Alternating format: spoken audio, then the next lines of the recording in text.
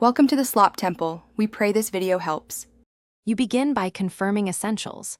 Enable the wireless adapter and update its driver so connections are stable.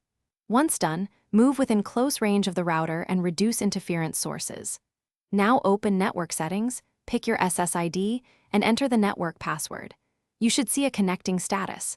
Make sure to select private versus public if asked so sharing behaves correctly. If a PIN or WPS prompt appears, choose the manual password option for clarity and consistent access. Once connected, refine how the PC gets an address.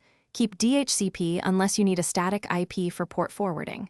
Then set DNS entries, either the ISP defaults or public DNS like 1, 1, 1, 1 or 8, 8, 8, 8 to improve resolution speed. Make sure your firewall allows outbound traffic for essential apps and check adapter power settings so Wi-Fi doesn't sleep. Also pick the best band, 5 GHz for speed and 4 GHz for range. You finish by verifying the link. Run a ping to 8, 8, 8, 8. Use Tracert for routing issues and run a speed test to confirm throughput.